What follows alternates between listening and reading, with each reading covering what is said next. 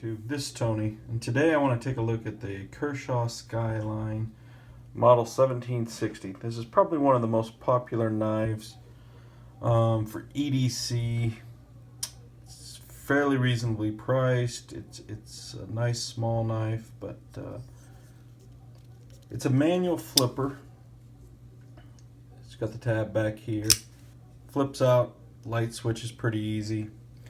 The blade length on this one is 3.1 inches, and it's got a bead blast finish, which is kind of nice. It hides scratches.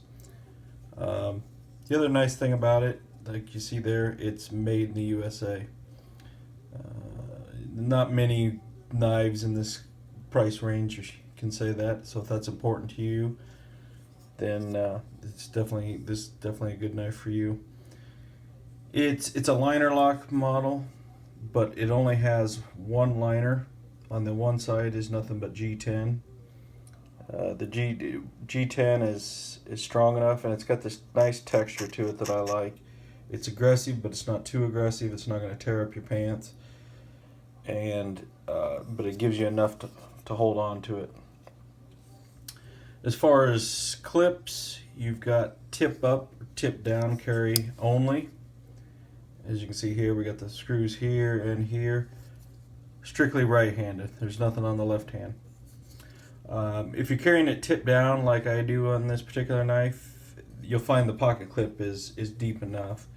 One of the negatives about it is when you flip it over, though, if you're going to carry it tip up, a lot of that's going to stick out of your pants. So if that's important to you, if you want a deeper carry, there's a lot of aftermarket clips for this that you can get. So if you want to, you can. The steel on this is a 14 C28N. It's a Sandvik steel. It's a decent steel. It sharpens nice. It's not going to hold the edge the longest.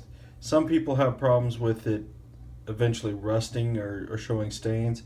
I've had this knife for a couple years, and I carry it probably once a week at least, and I haven't had any problems. I keep it cleaned off, but I'm not as hard on my knives as a lot of people. So, that's something to keep in mind.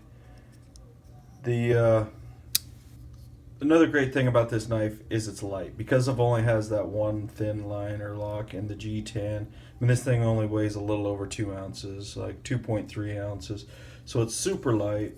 It's super thin. It disappears in your pocket. You've got that 3-inch blade, which gives you plenty of cutting surface, and I'll bring in a couple other knives here to kind of compare. You got your Spyderco Delica 4. So you can see it's a little larger than the Spyderco. Handles are about the same. And we got your Ontario Rat 1, which is quite a bit smaller than that. You're getting almost, you're getting a decent sized blade though, without the big bulkiness. So that kind of gives you an idea of the size of this knife. The other good things about it is it has pretty good action for a manual flipper. A lot of the cheaper Kershaws will have the speed safe, which is fine. I don't mind that in the cheap Kershaw line. This one is all manual. Has 2 phosphorus bronze washers in there, so you get really nice flipping action. It doesn't really even take any risk to get this thing open. Now a few of my nitpicky deal is, like I said before, the pocket clip will, if you carry it and tip up, it's going to stick way out of your pants. The lanyard hole, I hate when they put these lanyard holes on a knife that won't fit a paracord. You've got to have a pretty small cord to go through there. It seems like they put them on there as an afterthought. Oh yeah, we should probably have a hole on here. And it kind of annoys me. But like I said, that's kind of a picky deal. And like I said before, the steel is so-so. I haven't had any problems with it. I do like the bead blast finish. It hides a lot of scratches, and it's without taking a lot away from the looks of the knife. The other picky deal, and it's more of a design deal, is these thumb studs. These thumb studs really aren't thumb studs. So if you're not gonna, you can if you really get in there and flick it open with that, but there's no room. And it's even worse on this side. If you were to try and take the clip off and use it for a left-hander, you're not getting your thumb in there. But they're really not meant for that. What they are is they're actually the stop pins for this knife. They come up and they meet your scales here, and that's what actually stops. There's no internal stop pin on this knife, so that's kind of what those are there for.